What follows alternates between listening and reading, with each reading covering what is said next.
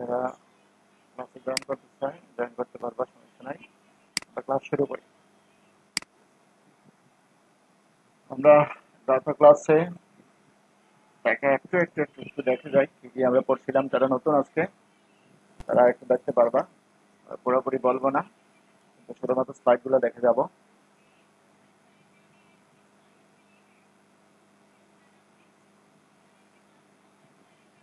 এই সব বিষয় নিয়ে আমরা আলোচনা করছি। কিছু মনে প্রতিষ্ঠা, ফানজাই, প্লান্টি অ্যানিমেলিয়া, জীবদের জগৎ হচ্ছে 5টা আধুনিক শ্রেণীবিন্যাস অনুযায়ী। তারপর মাশরুম সম্পর্কে কিছু আমরা আলোচনা করছি। লাইকেন, মাইকোরাইজা নিয়ে আলোচনা করছি। তারপর মাইকোলজি বা ছত্রাক বিজ্ঞান, ছত্রাক নিয়ে যে বিজ্ঞানের যে সাথে আলোচনা করা হয় তার নাম হচ্ছে মাইকোলজি বা ছত্রাক বিজ্ঞান। আর আমাদের শিক্ষণ ছিল ছত্রাকের বৈশিষ্ট্য, গঠন বর্ণনা করতে পারবে। ছত্রাকের ছত্রাকের হয়ে গেছে ছত্রাকের জনন ও গুরুত্ব বর্ণনা করতে পারবে, আর একারিকাসের আবাস গঠন, জনন ও গুরুত্ব বর্ণনা করতে পারবে। আজকে আমাদের মূলত 3 নম্বর অংশটাই আমরা আজকে জানবো। তারপরে ছত্রাক সম্পর্কে আমরা আলোচনা করেছিলাম যে ছত্রাক হচ্ছে থ্যালোফাইটিক। ছত্রাকের ইংরেজি নাম কি ফাঙ্গাই বা ফানজাইও বলতে পারি আমরা। থ্যালোফাইটিক মাইসেলিয়াম যুক্ত ক্লোরোফিলবিহীন পরভোজী স্পোর সৃষ্টিকারী অবস্কুলার উদ্ভিদ হচ্ছে ছত্রাক। ছত্রাকের একক কাজ আমরা গত ক্লাসে আমি করাইছি। ছত্রাক কি? ছত্রাক হচ্ছে থ্যালোফাইটিক মাইসেলিয়াম যুক্ত ক্লোরোফিলবিহীন পরভোজী স্পোর সৃষ্টিকারী অবস্কুলার উদ্ভিদ, তার নাম হচ্ছে ছত্রাক। আর এক কথায় বলতে পারি আমরা ক্লোরোফিলবিহীন থ্যালোফাইটিক উদ্ভিদ পুষ্টি। ছত্রাকের বৈশিষ্ট্য নিয়ে আলোচনা করছি, এগুলোতে আমরা যাব না, একটু দেখে নেই।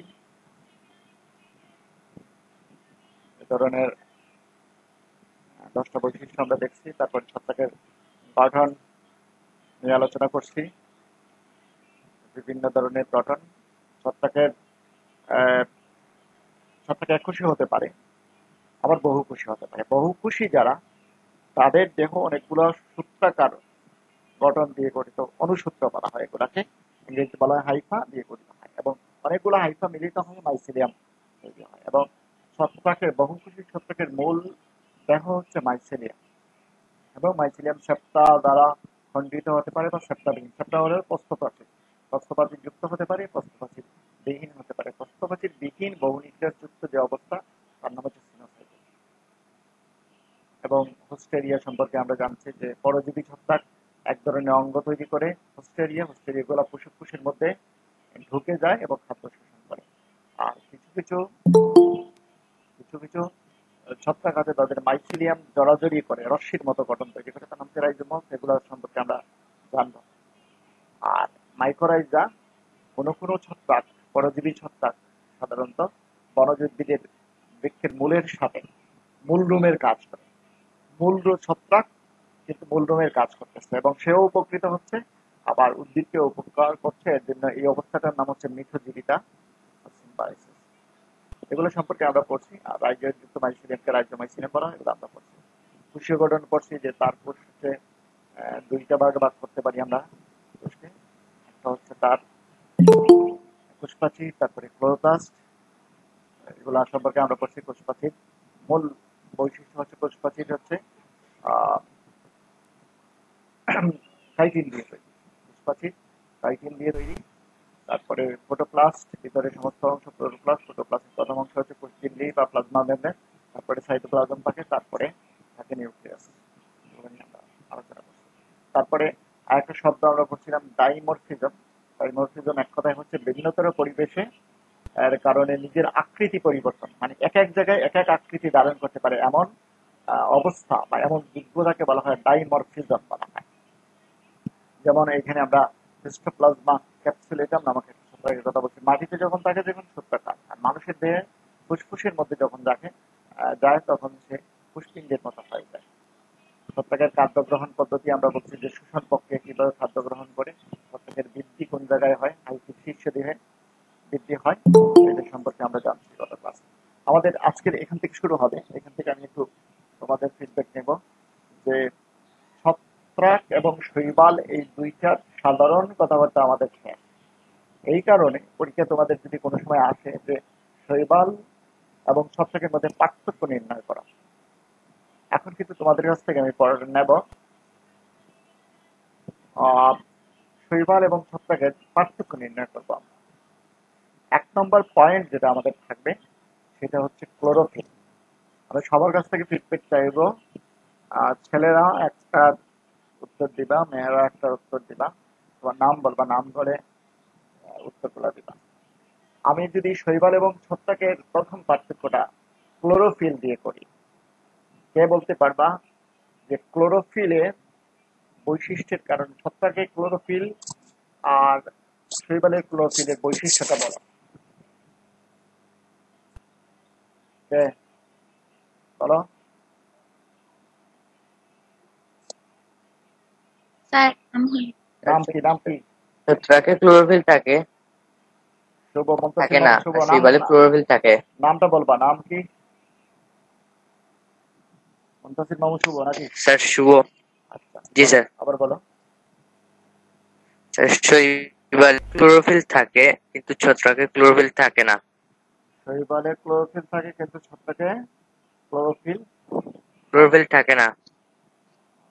শৈবালে ক্লোরোফিল থাকে, ছত্রাকে ক্লোরোফিল থাকে না। ক্লোরোফিল থাকলে কি সমস্যা, আর না থাকলে কি সমস্যা, আর থাকলে কি হয়? স্যার ক্লোরোফিল থাকলে সবুজই হয়, আর না থাকলে স্যার তারা সবুজই হয় না, সবুজই না তারা হলে কি হয়? মৃতজীবী পরজীবী হয়। মৃতজীবী, পরজীবী বা পরভোজী হয় তারা, তাই তো? ক্লোরোফিল না থাকলে কি করতে পারবে না জি। শৈবাল, এই ছত্রাক? ক্লোরোফিল না থাকলে কি করতে সালোক পারবে না? সংশ্লেষণ করতে পারবে না। সালোক সংশ্লেষণ প্রক্রিয়ায় খাদ্য তৈরি করতে পারবে না। আচ্ছা, ঠিক আছে। এই বৈশিষ্ট্যটা আমরা জানলাম যে শৈবালে ক্লোরোফিল থাকে, ক্লোরোফিল থাকায় সে সালোক সংশ্লেষণ করতে পারে, সালোক সংশ্লেষণ করায় সে হয় সবুজে। আর ছত্রাকে ক্লোরোফিল থাকে না, না থাকায় সে খাদ্য, সালোক সংশ্লেষণ প্রক্রিয়া খাদ্য তৈরি করতে পারে না, যার কারণে সে হয় পরভোজী, পরজীবী বা মৃতজীবী বা মিথজীবীও হতে পারে। আচ্ছা, এটা ছেলেদের। এখন মেয়েরা অন্য পয়েন্টের উত্তরটা মেয়েরা দেবা। আলোর প্রয়োজনীয়তা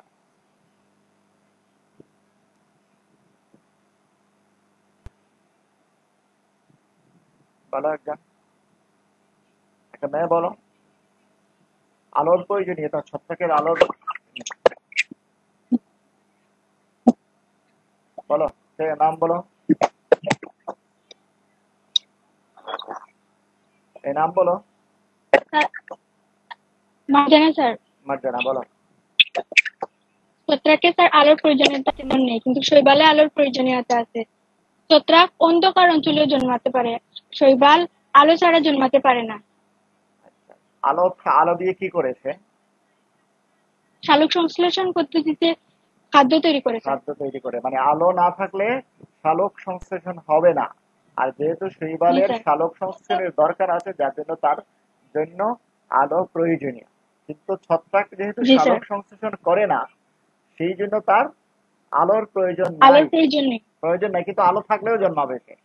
আলো থাকলেও জন্মাবে, জি কিন্তু স্যার। আলো প্রয়োজন নাই তার। অর্থাৎ আলো অন্ধকার দুইটা জায়গায় ছত্রাক জন্মাতে পারবে। আর শৈবাল শুধুমাত্র আলো যে জায়গায় থাকবে সেই জায়গায় জন্মাতে পারবে। ঠিক আছে, তাইলে এটা ঠিক আছে মার্জানা। তারপরে আরেকটা পয়েন্টে আমরা আসি, ছেলেরা এটা জবাব দেওয়া। পয়েন্টের নাম হচ্ছে কোষ প্রাচীর। বলো ছেলেরা। শুভ ছাড়া অন্যজন বলো, অন্য একজন বলো। শুভ, মন্তসির মাহমুদ শুভ ছাড়া অন্যজন বলো।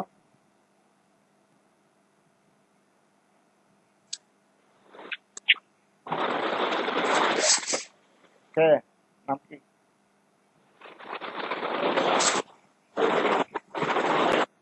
বলো, পারবে না? কোষপ্রাচীর কি দিয়ে গঠিত? শৈবালের কোষপ্রাচীর কি দিয়ে গঠিত? ছত্রাকের কোষপ্রাচীর কি দিয়ে গঠিত? ছেলেরা একজন বলো। কেউ না পারলে শুভই বলো।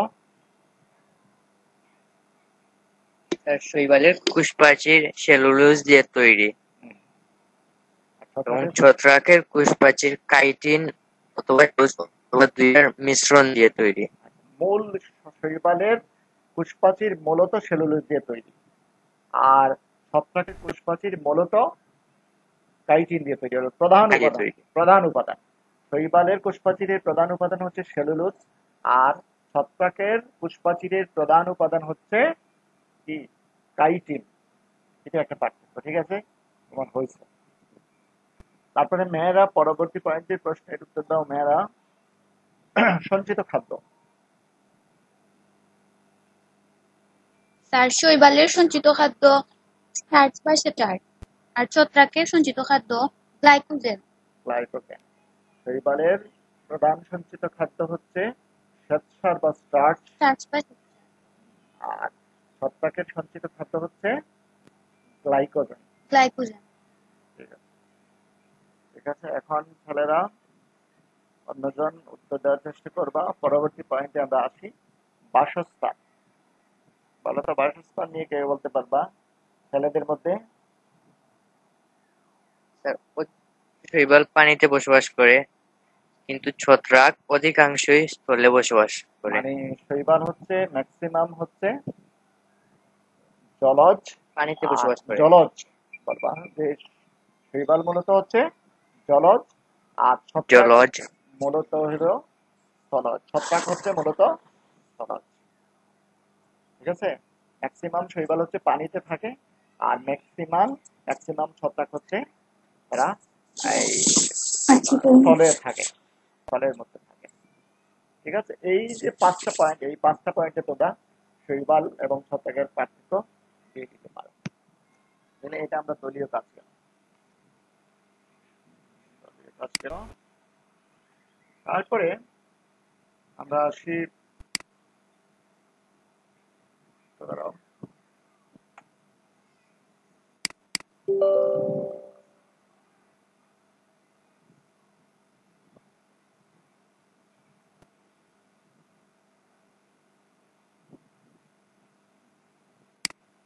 আচ্ছা। তারপরে আমরা পরবর্তী অংশ হচ্ছে দলীয় কাজ গেল। তারপরে আমরা ছত্রাকের জনন সম্পর্কে জানছিলাম, এগুলো আমরা গত ক্লাসে আগে পড়ছি, যে অঙ্গজনন ও যৌনজনন। যৌনজনন অঙ্গজনন অঙ্গের মাধ্যমে হয়, এবং দৈহিক খণ্ডায়ন, বিভাজন, কুড়ি সৃষ্টি বা পাডিং, যেটাকে আমরা বলি, পাডিং এর মাধ্যমে হতে পারে। তারপরে অযৌনজনন স্পোরের মাধ্যমে হয়। 2 ধরনের স্পোর আমরা দেখি, স্পোরঞ্জিয়াম এবং কনিডিয়া। তারপরে স্পোরঞ্জিয়ামে আবার 2 ধরনের স্পোর পাওয়া যায়, জোস্পোর, এপ্লানোস্পোর। জোস্পোর মানে চল রেণু, এপ্লানোস্পোর হচ্ছে অচল রেণু, মানে ফ্লাজেলা নাই যাদের, তারা এপ্লানোস্পোর, আর ফ্লাজেলা যাদের আছে তারা হচ্ছে জোস্পোর। এই 2 স্পোরের মাধ্যমে স্পোরঞ্জিয় স্পোর তৈরি হয় এবং তাদের জনন হয়, অঙ্গজনন, এই অযৌন জনন হয়। আর কনিডিওফোর নামক একটা বিশেষ হাইপার শীর্ষে বাগে বহিস্থভাবে, কোনো কিছুর ভিতরে না। স্পোরঞ্জিয় স্পোর কিন্তু স্পোরঞ্জিয়ামের ভিতরে হয়, কিন্তু কনিডিয়া কিন্তু কোনো জিনিসের ভিতরে হয় না, বহিস্থভাবে উৎপন্ন হয়। কনিডিয়া এককুশি হতে পারে, বহুকুশি হতে পারে। এই 2 প্রক্রিয়ায়, অর্থাৎ স্পোরঞ্জিয় স্পোরের মাধ্যমে এবং কনিডিয়ার মাধ্যমে অযৌন জনন হতে পারে। আর যৌনজনন নিয়ে আমরা আলোচনা করছি যে যৌনজনন গ্যামেটের মিলনের মাধ্যমে হতে পারে, বা গ্যামেট তৈরি হয় যে অঙ্গের মধ্যে গ্যামেটিনজিয়া, তার মাধ্যমে 2টা গ্যামেটিনজিয়ামের মিলনের মাধ্যমে হতে পারে, বা 2টা নিউক্লিয়াসের মধ্যে বিপরীত যৌনদলটি 2টা নিউক্লিয়াসের মিলনের মাধ্যমে হতে পারে। এবং যৌনজননের প্রথমে হবে প্লাজমোগেমি। প্লাজমোগেমি হচ্ছে প্রোটোপ্লাজমের মিলন, তারপরে ঘটবে নিউক্লিয়াসের মিলন, যেটাকে কেরিওগেমি বলা হয়। আর কেরিওগেমির ফলে যে ডিপ্লয়েড নিউক্লিয়াস তৈরি হবে বা জাইগোট তৈরি হবে, তার মধ্যে মিয়োসিস ঘটবে। কারণ ছত্রাক এবং শৈবাল মূলত হচ্ছে হ্যাপ্লয়েড উদ্ভিদ, এই কারণে ডিপ্লয়েড অবস্থা থাকতে পারবে না। স্বাভাবিক অবস্থা হতে হলে ডিপ্লয়েড থেকে মিয়োসিসের মাধ্যমে হ্যাপ্লয়েড হতে হবে, এবং গ্যামেটিনজিয়ামের মাধ্যমে তাদের গ্যামেট তৈরি হবে। এবং 2টা গ্যামেট যদি সাদৃশ্যপূর্ণ হয়, একই ধরনের হয়, আকার আকৃতি প্রক্রিয়া একই ধরনের হয়, সেই ধরনের যৌনজননকে বলা হবে আইসোগেমি। একটা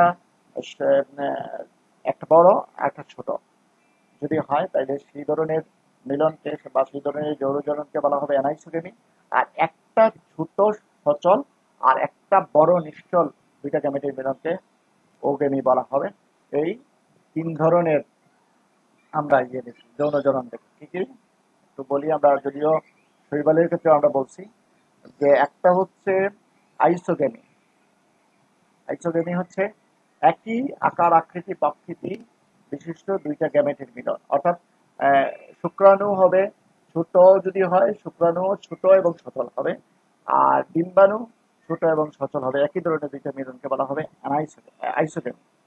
আর অ্যানাইসোগেমি হচ্ছে যে একই প্রকৃতির দুইটা গ্যামেট কিন্তু একটা বড় একটা ছোট। মনে করো শুক্রাণু যদি ছোট ফ্লাজেলা যুক্ত হয় তাহলে ডিম্বাণু হবে বড় ফ্লাজেলা যুক্ত।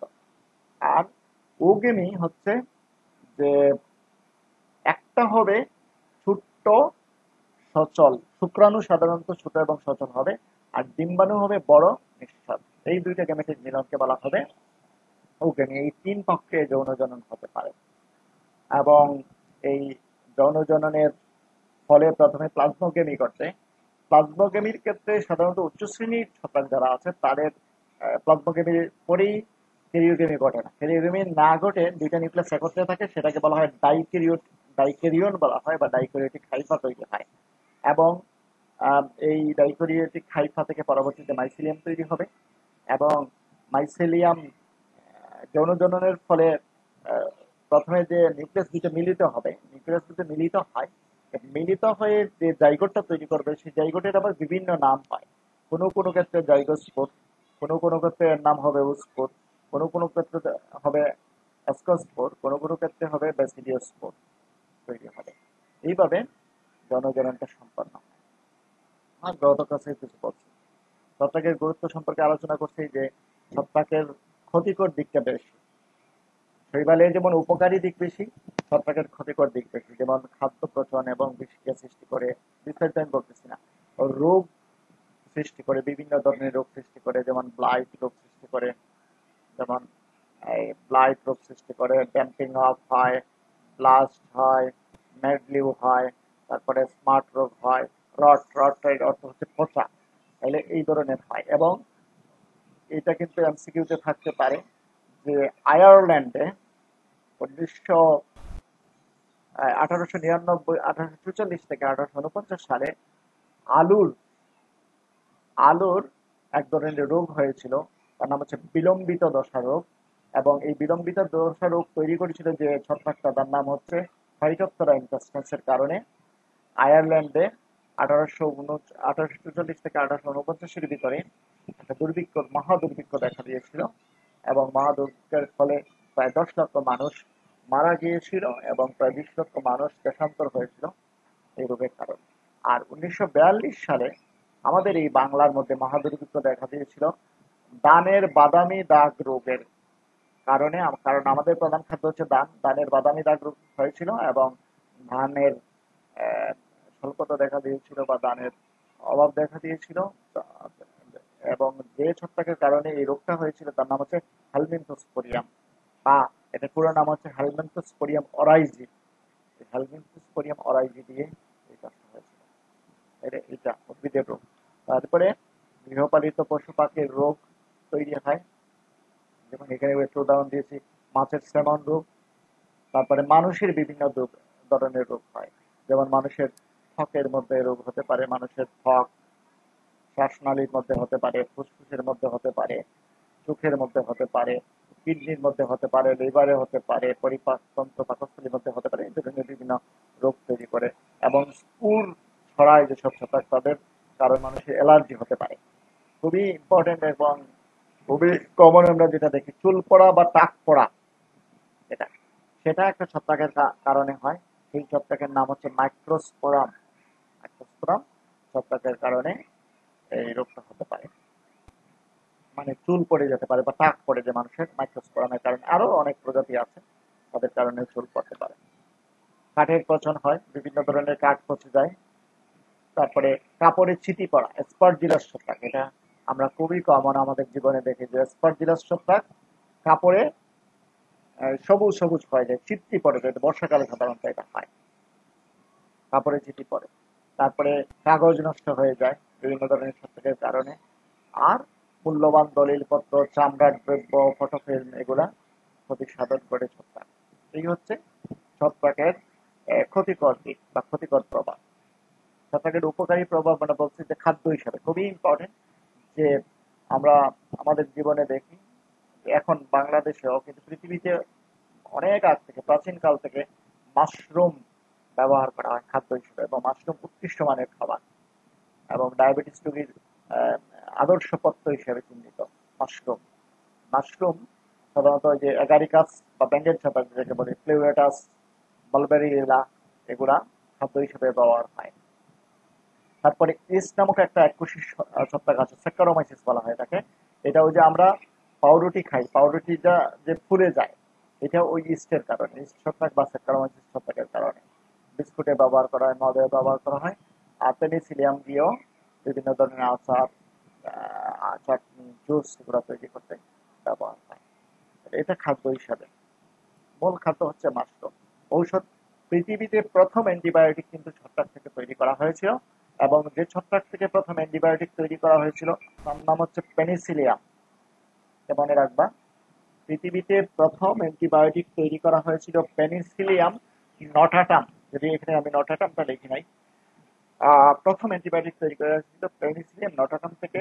আলেকজান্ডার ফ্লেমিং নামক একজন বিজ্ঞানী 1829 সালে যতদূর সম্ভব তিনি প্রথম অ্যান্টিবায়োটিক তৈরি করেছিলেন, এবং প্রথম অ্যান্টিবায়োটিকের নাম হচ্ছে পেনিসিলিন।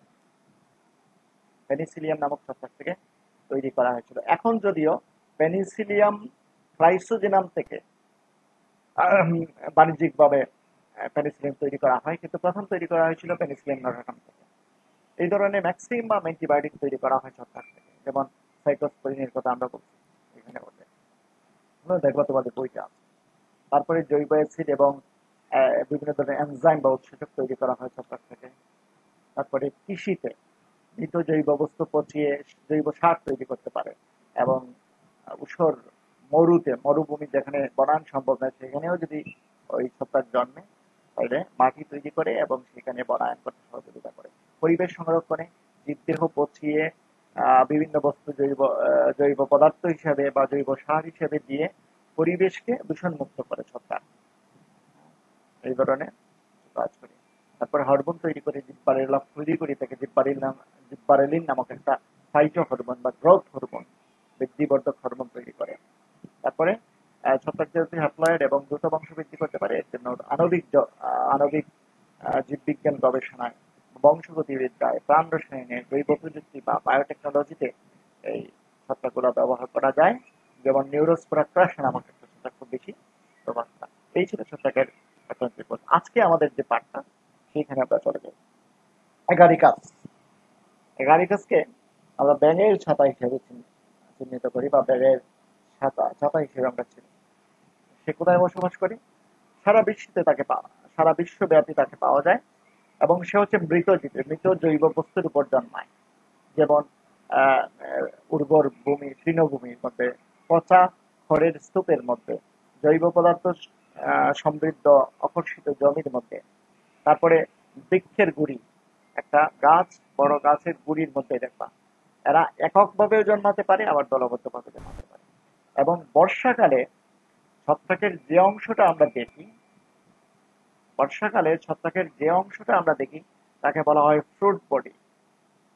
বাংলায় আমরা বলতে পারি ফলদেহ। ওই যে ব্যাঙের ছাতা হিসেবে উপরে যেটা দেখি আমরা, এটা ছত্রাকের ফ্রুট বডি, শুধুমাত্র বর্ষাকালে দেখা যায়। কিন্তু বর্ষাকাল ছাড়া এটা মাটির নিচে থাকে, মাইসেলিয়াম আকারে থাকে, এবং এটা ছোট্ট ছাতার মতো, যার কারণে এটার নাম হচ্ছে ব্যাঙের ছাতা, আর এটাকে আমরা মাশরুম হিসেবে চিনি। এবং এই যে ফ্রুট বডি বা ফলদেহ, এই ফলদেহটা যদি বৃত্তাকারে জন্মায়, মনে করো একটা লন বা বাগান, সেই বাগানে বৃত্তাকারে জন্মালে এই বৃত্তাকার অবস্থাটাকে বলা হয় পরিচক্র বা ফেরি রিং বলা হয়, পরিচক্র হিসেবে চিহ্নিত। একটা বাগানের মধ্যে দেখবা যে এই যে ফ্রুট বডি বা ব্যাঙের ছাতা, এটা বৃত্তাকারে জন্মাতে পারে। বৃত্তাকারে জন্মালে সেই অবস্থাটাকে বলা হবে পরিচক্র বা ফেরি রিং বলা হয়। এই হচ্ছে বাসস্থান। তার গঠন নিয়ে আমরা আলোচনা করব। গঠনের আগে তার চিত্রটা আমরা দেখতে পাই। চিত্র সম্পর্কে একটু সংক্ষেপে আমরা আলোচনা করি চিত্রটা, কারণ চিত্রটা যদি আমি জানি তাইলে তার বর্ণনা, দৈহিক গঠনের বর্ণনা দিতে পারবো। এবং পরীক্ষায় প্রায়ই আসে যে এগারিকাসের ফ্রুট বডি বা এগারিকাসের দৈহিক গঠন বর্ণনা করো বা অঙ্গজ গঠন বর্ণনা করা। এগারিকাসের আমরা আরো বিস্তারিত করবো পরে। আমরা দেখো এগারিকাসের তার মূল মানে সমস্ত অংশকে বর্ষাকালে যদি আমরা দেখি এই ধরনের দেখা যায়, এবং সমস্ত অংশকে আমরা যদি এটা মাটির উপর এবং নিচ চিন্তা করি, এখানে একটা রেখা যদি আমি টানি, উপরের অংশটা হচ্ছে মাটির উপরের অংশ আর নিচের অংশটা হচ্ছে মাটির নিচের অংশ। মাটির উপরের অংশ, যে মাটির উপরে বর্ষাকালে সাধারণত মাটির উপরের অংশ দেখি, এবং মাটির উপরে যে অংশটা থাকে, মাটির উপরে যে অংশটা থাকে তার নাম হচ্ছে ফ্রুট বডি, তার নাম ফ্রুট বডি। এবং ফ্রুট বডির আরেকটা নাম, এটা মনে রাখবা যে এমসিকিউতে প্রায়ই আসে, যে এগারিকাসের ফ্রুট বডিকে কি বলা হয়, এটাকে বলা হয় বেসিডিও কার্ভ। এগারিকাসের ফ্রুট বডির আরেকটা নাম হচ্ছে বেসিডিও কার্ভ। তাহলে মাটির উপরে থাকে ফ্রুট বডি বা বেসিডিও কার্ভ, এবং মাটির নিচে আসলে তার মূল দৈহিক অঙ্গ থাকে মাটির নিচে, কারণ সব সময় মাটির নিচে দৈহিক অঙ্গ যেটা থাকে তার নাম হচ্ছে মাইসেলিয়াম, এবং মাইসেলিয়ামই হচ্ছে তার আসল দেহ, এই অংশটা হচ্ছে তার আসল দেহ, মাইসেলিয়াম। তাইলে এগারিকাসকে যদি আমরা বর্ষাকালে দেখি, মাটির একটা উপরের অংশ দেখি যার নাম হচ্ছে ফ্রুট বডি বা বেসিডিও কার্ভ, আর মাটির নিচের অংশ সব সময় থাকে, এটা বর্ষাকাল হোক শীতকাল হোক সব সময় থাকে, সেটা হচ্ছে তার মূল অংশ বা দৈহিক অংশ, এবং দৈহিক অংশটা মূলত মাইসেলিয়াম। এবং ফ্রুট বডির গঠনটা পরীক্ষায় আলাদা করে আসে। ফ্রুট বডি এই যে ছাতার মতো অংশ যেটা আমরা দেখি, ফ্রুট বডির যে ছাতার মতো অংশ, এই যে ছাতার অংশ এইভাবে পরীক্ষায় আঁকবা, তোমরা আঁকা শিখবে। এটা এই যে ছাতার মতো অংশ, এই ছাতার মতো অংশের নাম হচ্ছে পাইলিয়াস। ছাতার মতো অংশের নাম হচ্ছে পাইলিয়াস। পাইলিয়াস এক। 2 নম্বর হচ্ছে পাইলিয়াসের নিচে দেখবা যে ওই পাতলা পর্দার মতো অসংখ্য, ওই যে পাতলা পর্দার মতো অসংখ্য জিনিস আছে, এই যে পাতলা পর্দার মতো অসংখ্য পর্দা জুড়ে আছে, সেগুলোকে বলা হয় গিল। এগুলোর নাম হচ্ছে গিলস বা ল্যামেলিও বলা হয় এগুলোর নাম। তাইলে আমরা 2 নম্বর অংশ দেখলাম যে এটা হচ্ছে গিলস। গিলস গুলো হচ্ছে ওই যে পাতলা পর্দার মতো যে অংশটা হচ্ছে সেটা হচ্ছে গিলস। আরেকটা অংশ হচ্ছে স্টাইপ, অর্থাৎ কাণ্ডের মতো যে অংশটা, সেই কাণ্ডের মতো অংশটার নাম হচ্ছে স্টাইপ। এটা হচ্ছে স্টাইপ। স্টাইপ হচ্ছে দণ্ডাকার যে অংশটা, মাটির উপরে দণ্ডাকার অংশকে বলা হয় স্টাইপ। স্টাইপও আমরা আঁকা শিখবো, এটা পুরোপুরি আঁকা শিখবো কিন্তু আমরা। এটা হচ্ছে স্টাইপ। স্টাইপটা একটু মোটাও হতে পারে, এই ধরনের মোটাও হতে পারে স্টাইপ। স্টাইপের উপরের দিকে দেখো বঙ্গুর একটা অংশ, এই অংশটা হচ্ছে বঙ্গুর, এই অংশটার নাম হচ্ছে অ্যানুলাস। এটা হচ্ছে অ্যানুলাস, এই অংশটার নাম হচ্ছে অ্যানুলাস। অ্যানুলাস পাওয়া যায়। তাইলে এগারিকাসের ফ্রুট বডি, এই ফ্রুট বডি যদি আমরা দেখি, তাইলে উপরের দিকে থাকে পাইলিয়াস, সাদার মতো যে অংশ পাইলিয়াস, পাইলিয়াসের নিচে ঝুলন্ত অসংখ্য পর্দার মতো বা চিরুনির মতো গঠন থাকে, তার নাম হচ্ছে গিলস বা লেমেলিও বলা হয়। আর নিচের দিকে দণ্ডাকার যে অংশ, কাণ্ডের মতো যে অংশ, তার নাম হচ্ছে স্টাইপ, এবং স্টাইপের উপরের দিকে বঙ্গুর একটা অংশ থাকে, আংটির মতো অংশ থাকে, তার নাম হচ্ছে অ্যানুলাস। এবং এর যে গিলস আছে, এই যে গিলসের ছোট্ট একটা অংশ যদি আমরা কাটলে এই কাটা অংশের মাধ্যমে এই ধরনের একটা অঙ্গ দেখি, তার নাম হচ্ছে বেসিডিয়াম। তার নাম বেসিডিয়াম, এবং বেসিডিয়াম হচ্ছে তার যৌন জননের জন্য খুবই ইম্পর্টেন্ট একটা অংশ। কারণ বেসিডিয়ামের এই এটা মূলত এই অংশটা বেসিডিয়ামের এইখানের মধ্যে 4টা অংশ তৈরি হয়, সেগুলোকে বলা হয় স্টেরিগমা। আর প্রত্যেকটা স্টেরিগমার শীর্ষে একটা স্পোর তৈরি হয়, সেই স্পোর গুলাকে বলা হয় বেসিডিয়াস স্পোর, এবং সেই বেসিডিয়াস স্পোরের মাধ্যমে তার জননটা সম্পন্ন হয়। তাহলে এই চিত্রটা আঁকা শিখতে হবে। এগারিকাসের কি অ্যাগারিকাসের ফ্রুট বডি, অ্যাগারিকাসের ফ্রুট বডি বা অন্যান্য অংশ, মাইসিলিয়াম সহ অন্যান্য অংশ, এই চিত্রটা তোমাদের আঁকা শিখতে হবে। আমরা একটা রঙিন চিত্র যদি দেখি, এই যে রঙিন চিত্রের মধ্যে এই অংশটা হচ্ছে তার, এই অংশটা হচ্ছে তার পাইলিয়াস। এই যে পাইলিয়াসের নিচে দেখবা ওই যে ছোট্ট ছোট্ট পর্দার মতো অনেকগুলো অংশ থাকে, তার নাম হচ্ছে গিলস। এই অংশ তার অ্যানোলাস, আর এটা হচ্ছে তার স্টাইপ।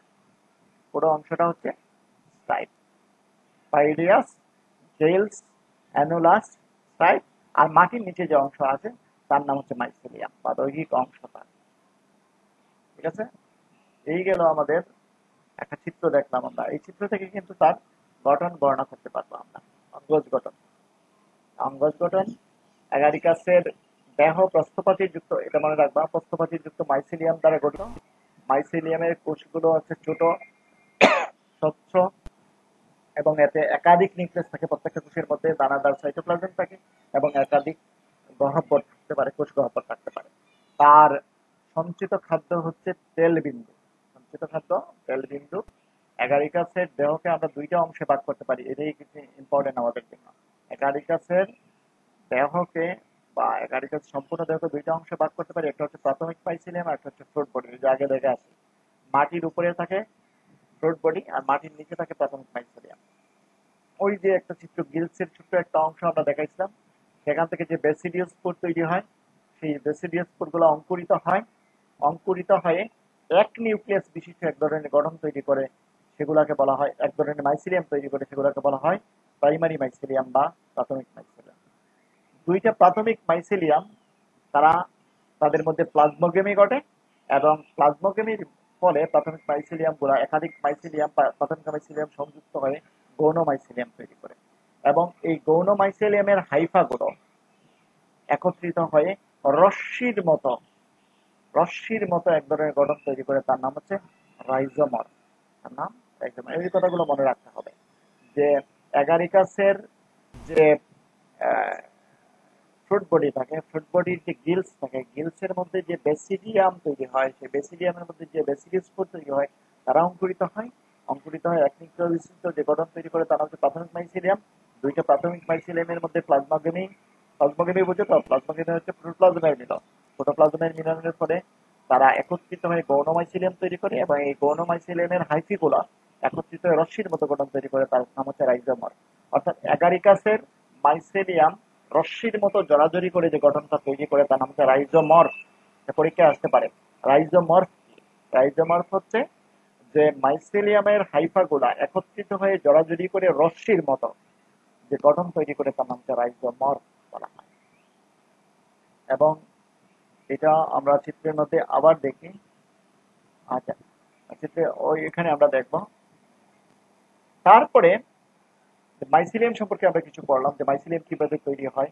মাইসিলিয়াম ব্যাসিডিয়াস স্পোর থেকে প্রাথমিক মাইসিলিয়াম, প্রাথমিক মাইসিলিয়াম থেকে গৌণ মাইসিলিয়াম, গৌণ মাইসিলিয়ামের হাইফিগুলো একত্রিত হয়ে রাইজোমর্ফ তৈরি করে।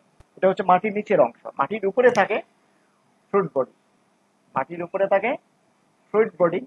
এবং ওইটা আগেই বলছিলাম আমি, যে পরীক্ষা আসতে পারে এমসিকিউতে, যে বা তোমার সিকিউতে থাকতে পারে যে ফ্রুট বডি বলতে কি বোঝো, বা বেসিডিও কার্ড বলতে কি বোঝো। বেসিডিও কার্ড হচ্ছে বা ফ্রুট বডি হচ্ছে যে অ্যাগারিকাসে বর্ষাকালে অ্যাগারিকাসের মাটির উপরে ছাতার মতো যে অংশ দেখা যায়, তার নাম হচ্ছে ফ্রুট বডি বা বেসিডিও কার্ড।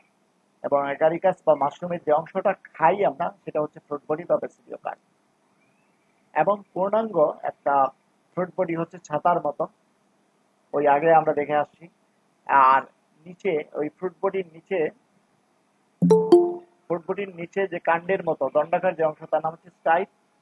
আর উপরে ছাতার মতো অংশের নাম হচ্ছে পাইলিয়াস। পাইলিয়াসের অঙ্কীয় তলে পাতলা পর্দার মতো অসংখ্য গেলস অরীয় ভাবে সজ্জিত থাকে, ঝুলন্ত থাকে। এটা আমরা দেখে আসছি, ছবিতেও দেখে আসছি। আর স্টাইপে উপরের দিকে আংটির মতো বঙ্গুর একটা অংশ থাকে, আংটির মতো বঙ্গুর অংশের নাম হচ্ছে অ্যানোলাস। আর গিলস বা লেমেলি যেটা থাকে, সেই গিলস বা লেমেলির মধ্যে কি থাকে, অসংখ্য বেসিডিয়া থাকে, অসংখ্য বেসিডিয়া থাকে। এটা চিত্রের মধ্যে আমরা একটু দেখি। যে এইখানে দেখো যে এটা উপরের পুরো অংশটা হচ্ছে, উপরের এই অংশটা হচ্ছে ফ্রুট বডি বা বেসিডিও কার্প। বেসিডিও কার্পের এই অংশ একজনে বলো, এই অংশের নাম কি? এই অংশের নাম কি? পাইলিয়াস। পাইলিয়াস, এটার নাম হচ্ছে পাইলিয়াস। আচ্ছা, আর একজন বলো তো এই অংশের নাম কি? এই যে ছোট্ট পাতলা পর্দার মতো অংশের নাম কি? স্যার গিল। গিলস বা লেমেলি। গিল বা গিলস বা বহু বচনে গিলস বলতে পারি আমরা। আর আরেকটা নাম হচ্ছে তার লেমেলি। আচ্ছা, আরেকটা অংশ আমরা এখানে দেখে ফেলি। এই অংশের নাম কি বলো আরেকজন? স্ট্রাইপস। স্টাইপ। এটার নাম হচ্ছে স্টাইপ। আর এই অংশের নাম বলো তো? ক্যানুলাস। অ্যানুলাস। এটার নাম হচ্ছে অ্যানুলাস। তাহলে পাইলিয়াস, গিলস, তারপরে অ্যানুলাস, স্টাইপস, এই টোটাল জিনিসটা, এই সবগুলো মিলিত হয়ে যে যে গঠনটা তৈরি করে তার নাম কি? পুরো জিনিসটার নাম কি বলো? পুরো এই বক্সের জিনিসটার নাম ফ্রুট বডি বা বেসিডিও কার্প। এর নাম হচ্ছে বেসিডিও কার্প বা ফ্রুট বডি। এগারিকাসের ফ্রুট বডিকে বলা হয় বেসিডিও কার্প। এটা মনে রাখবা, ঠিক আছে? এটা গেল।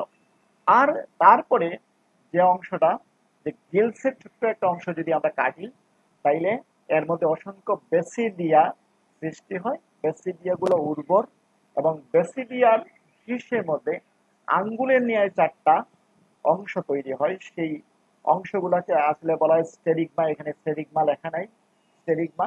এবং স্টেরিগমার শীর্ষের মধ্যে, এই চারটা স্টেরিগমার শীর্ষে চারটা বেসিডিয়াস স্পোর তৈরি হয়, এবং বেসিডিয়াস স্পোর গুলো অনুকূল পরিবেশে অঙ্কুরিত হয়, নতুন মাইসিলিয়াম তৈরি করে। আমরা একটু দেখি। এই যে এইটা, এই পুরো গঠনটার নাম কি বলতে পারবা কেউ? এই পুরো গঠনটার নাম কি বলতো? এই পুরো গঠনটা, গিলস বা লেমেলি। পুরো গঠনটার নাম, এটার নাম কে বলতে পারবা? হয়েছে না তোমার? তবুও হয়েছে না। এই পুরো গঠনটার নাম কে বলতে পারবা? বলো।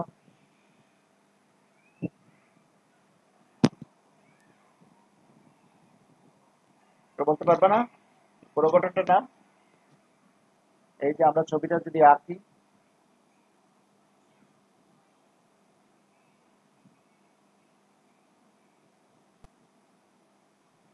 এই পুরো গঠনটার নাম বলো একজন।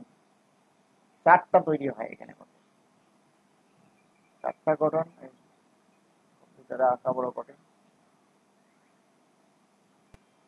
এই যে গঠনটা, এখানে নিউক্লিয়াস থাকবে, এখানে নিউক্লিয়াস থাকবে, এখানে নিউক্লিয়াস থাকবে। বলতে পারবে না? এটার নাম হচ্ছে বেসিডিয়াম। এটার নাম বেসিডিয়াম। এবং পুরো ওই গঠনটার নামই বেসিডিয়াম। ওই ওই অংশটাই বেসিডিয়াম, পুরোটা হচ্ছে বেসিডিয়াম। এটা হচ্ছে বেসিডিয়াম। এবং বেসিডিয়ামের শীর্ষের মধ্যে চারটা আঙ্গুলের মতো অবিক্ষেপ তৈরি হয়। চারটা আঙ্গুলের মতো অবিক্ষেপ তৈরি হয়, সেগুলাকে বলা হয় স্টেরিগমা। এবং প্রত্যেকটা স্টেরিগমার শীর্ষে নিউক্লিয়াস বিশিষ্ট একটা স্পুর তৈরি হয়, সেগুলোর নাম হচ্ছে বেসিডিয় স্পুর। এই বেসিডিয় স্পুর অঙ্কুরিত হয়ে কিন্তু তার বৃদ্ধি হয়, বংশবৃদ্ধি হয়। এই বেসিডিয় স্পুর গুলাই হচ্ছে তার মানে বংশবৃদ্ধির একক বা যৌন জননের একক বলতে পারি আমরা। এটা হচ্ছে বেসিডিয়াম। এটা কিন্তু আমাদের জানা লাগবে। তাইলে এই হচ্ছে এগারিকাসের ফ্রুট বডির কথা। উপরের অংশ হচ্ছে বেসিডিও কার্প, ফ্রুট বডি, যেটা ফ্রুট বডির আরেকটা নাম হচ্ছে বেসিডিও কার্প। উপরে ছাতার মতো অংশ পাইলিয়াস। পাইলিয়াসের নিচে অসংখ্য অরীয়ভাবে সজ্জিত ঝুলন্ত পর্দা, গিলস। গিলস। আর নিচের দিকে যে অংশটা হচ্ছে স্টাইপ। স্টাইপের উপরের দিকে বঙ্গুর আংটির মতো অংশটার নাম হচ্ছে অ্যানুলাস। একটা গিলসের মধ্যে অসংখ্য ব্যাসিডিয়া তৈরি হয়, ব্যাসিডিয়া গুলো উর্বর হয়। ব্যাসিডিয়ার শীর্ষে আঙ্গুলের মতো চারটা অংশ থাকে, যেগুলোর নাম হচ্ছে স্টেরিগমা। প্রত্যেকটা স্টেরিগমার শীর্ষে ব্যাসিডিয়াস স্পোর তৈরি হয়। ব্যাসিডিয়াস স্পোর অঙ্কুরিত হয়ে অনুকূল পরিবেশে নতুন নতুন মাইসিলিয়াম বা নতুন নতুন ছত্রাক তৈরি হয়। গিলসের আরো বিস্তারিত বর্ণনা আমাদের একটু শিখতে হবে। একটা গিলসকে যদি আমরা গিলসকে কাটি, প্রস্থচ্ছেদ করি, এই ধরনের একটা গঠন তৈরি হয়। গিলস, একটা গিলসের একটা অংশ যদি আমরা তৈরি করি পুরো জিনিস। গিলসের পুরো অংশটা আমরা যদি দেখি, পুরো অংশ হচ্ছে একটা গিলসের এই অংশটা, তাতে এই অংশটা তৈরি হয়। আচ্ছা, এই গিলসের পাতলা গিল গুলা হচ্ছে বা গিলস গুলা হচ্ছে পাতলা পর্দার মতো, এবং এর অন্তর্গঠন বেশ জটিল। 3টা স্তর থাকে না, 3 স্তরে বিভক্ত। 3 স্তর কি? একটা হচ্ছে ট্রামা, একটা হচ্ছে সাবাইনিয়াম হাইমেনিয়াম, একটা হচ্ছে হাইমেনিয়াম। ট্রামাটা কোন অংশ? ট্রামাটা হচ্ছে এই অংশটা। ট্রামা হচ্ছে গিলসের কেন্দ্রীয় অংশ এবং ডিলাডালা মাইসিলিয়াম দিয়ে গঠিত, এবং তার কোষগুলো হচ্ছে ডাইক্যারিওটিক, অর্থাৎ 2টা নিউক্লিয়াস থাকে তার কোষগুলোর মধ্যে, 2টা নিউক্লিয়াস থাকে, ডাইক্যারিওটিক হয়। হচ্ছে ট্রামা। আর ট্রামার পরে হচ্ছে সাবহাইমেনিয়াম। সাবহাইমেনিয়াম হচ্ছে ট্রামার 2 পাশে, এই এক পাশ, এই আরেক পাশ। ট্রামার 2 পাশে, উভয় পাশের মধ্যে অনেকগুলা সূত্রাকার গঠন থাকে, এবং সেই সূত্রাকার গঠনের মধ্যে যে কোষগুলো থাকে, কোষগুলো ছোট হয়, গোলাকার হয়, 2-3 নিউক্লিয়াস বিশিষ্ট, এবং এই ধরনের বিন্যাসকে বলা হয় প্রোজেনকাইমা। প্রোজেনকাইমা বিন্যাস। ট্রামার এই যে সূত্রগুলা, যে বিন্যাসটা তৈরি করে তার নাম হচ্ছে প্রোজেনকাইমা। আর এই প্রোজেনকাইমা বা ট্রামা, এই সাবহাইমেনিয়াম অঞ্চল থেকেই আসলে বেসিডিয়াম তৈরি হয়। ওই যে আগে গদাকার বেসিডিয়াম দেখছিলাম, এই বেসিডিয়াম তৈরি হয় এই সাবহাইমেনিয়াম থেকে। সাবহাইমেনিয়াম থেকে ওই যে বেসিডিয়াম তৈরি হলো, এই যে বেসিডিয়াম আছে, বেসিডিয়াম তৈরি হলো সাবহাইমেনিয়াম। তাইলে গিলসের 3টা অংশ, একটা হচ্ছে ট্রামা কেন্দ্রীয় অঞ্চল, বন্দা কোষের একটা ডিলাডালার স্তর মাইসিলিয়াম দিয়ে তৈরি, ডাইক্যারিওটিক অবস্থা হয় তার কোষের মধ্যে। আর ট্রামার 2 পাশে থাকে সাবহাইমেনিয়াম। হাইমেনিয়ামের কোষ বিন্যাসকে বলা হয় প্রোজেনকাইমা, আর সাবহাইমেনিয়াম থেকে বেসিডিয়াম তৈরি হয়। এটা হচ্ছে। আর আরেকটা অংশ থাকলো হাইমেনিয়াম। হাইমেনিয়াম হচ্ছে যে গিলসের উভয় পাশে বহিস্থ স্তর, মানে 2 দিকে বহিস্থ স্তর। আগের জিনিসটা যদি আমরা আসি, যে এই অংশটা অর্থাৎ গিলসের বহিস্থ স্তর, উভয় পাশের বহিস্থ স্তর হচ্ছে হাইমেনিয়াম। এবং হাইমেনিয়ামের মধ্যে কি আছে? বেসিডিয়াম আছে, অনেকগুলো বেসিডিয়াম আছে।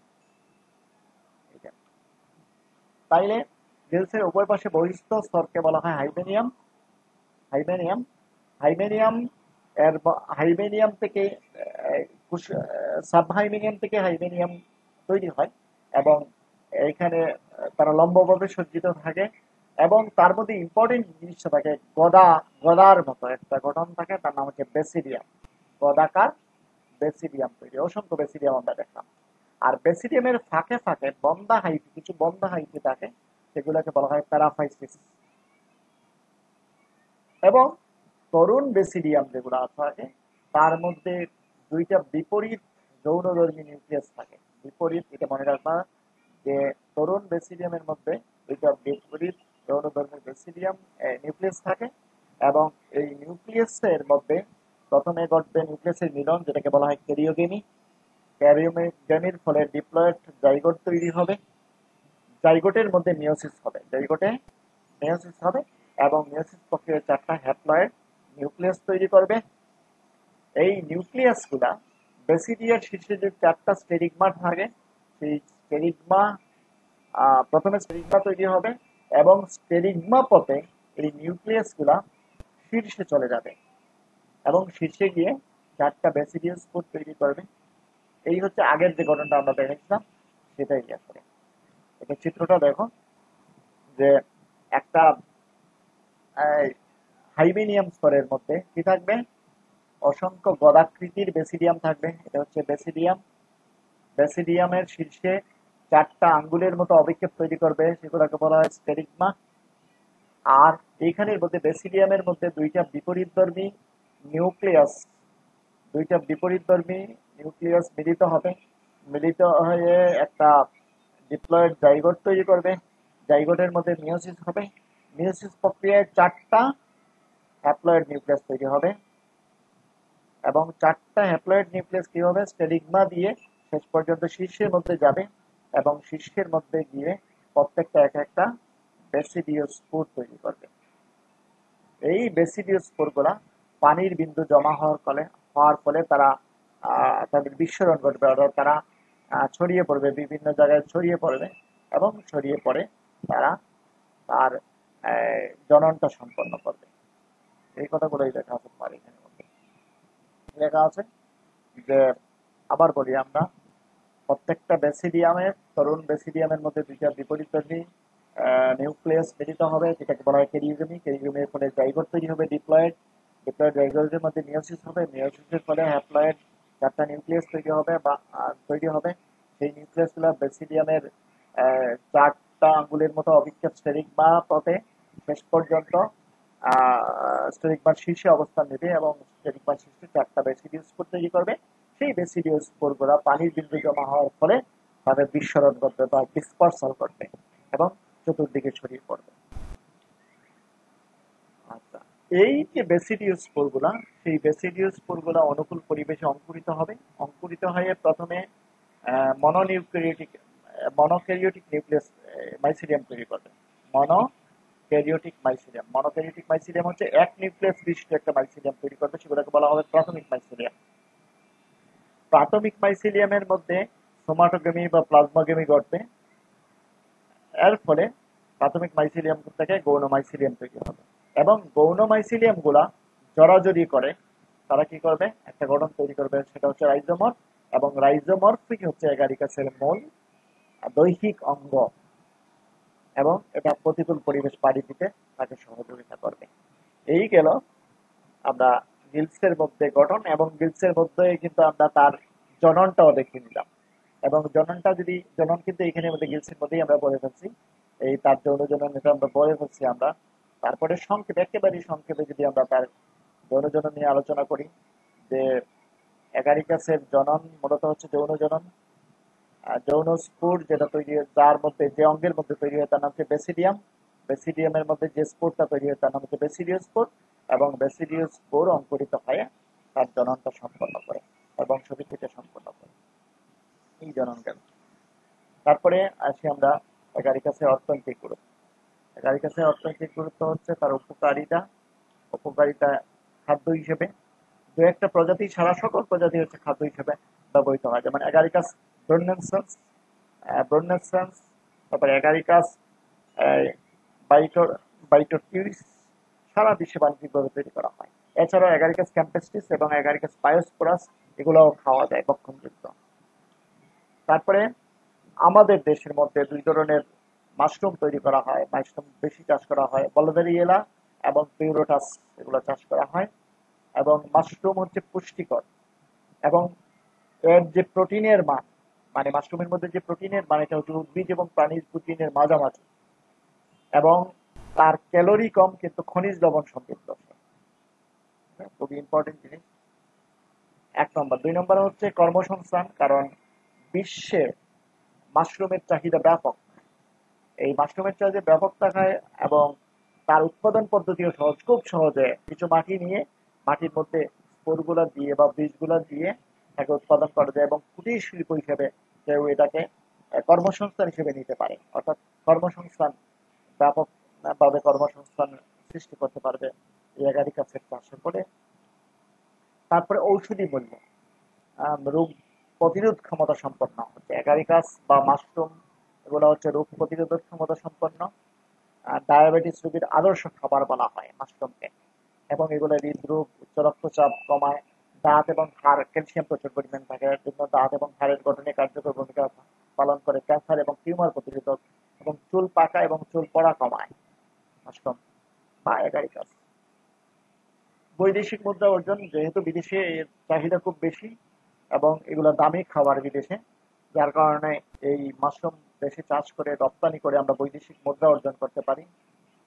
আরো বিভিন্ন ধরনের তার কাজ আছে, যেমন এগুলো তো মৃত জৈব বস্তুর উপর জন্মালে যে মৃত জৈব বস্তুর মধ্যে যে জটিল যৌগগুলো আছে সেগুলো ভেঙে মাটিতে পুষ্টি দ্রব্য হিসেবে বা মাটির পুষ্টি দ্রব্য হিসেবে দিয়ে মাটিকে উর্বর করে তুলতে পারে। তার অপকারিতা খুবই কম মাশরুমের বা এগারিকাসের। 2টা প্রজাতি আছে খুবই বিষাক্ত, যেমন এগারিকাস জেন্টোডার্মাস, এগারিকাস সিলিকোলা, এগুলো হচ্ছে বিষাক্ত কিন্তু প্রাণঘাতী না। কিন্তু অনেক প্রজাতি আছে, অনেক অনেক মাশরুম আছে যেগুলো বিষাক্ত এবং এগুলা খেলে মানুষ মারাও যেতে পারে। এর জন্য ওই যে হলদে বা বাদামি রঙের যে মাশরুম গুলো আছে, একেবারে কালো বাদামি রঙের বা হলদে যে মাশরুম গুলো আছে সেগুলো বিষাক্ত। আমরা কিন্তু ব্যাঙের ছাতা দেখলেই খেতে পারবো না, এগুলো খেলে মানুষ মারাও যেতে পারে। এর জন্য কোনটা বিষাক্ত কোনটা খাবার উপযোগী সেটা জানতে হবে। তারপরে মাশরুম যে জায়গার মধ্যে জন্মায় সে জায়গার জৈব বস্তু ঘাটতি দেখা দেয়, কারণ জৈব বস্তু সে শোষণ করে। ঘাটতি দেখা যায় গাছের গুড়ি, খড় বা বাঁশের উপর জন্মে, এগুলোর ক্ষতি সাধন করে। গাছের গুড়িতে যদি জন্মায় গাছের গুড়িকে পচিয়ে ফেলবে, এ ধরনের ক্ষতি করতে পারে। আর এছাড়া তার খুব একটা ক্ষতি নাই, বেশিরভাগ হচ্ছে তার উপকারী দিক।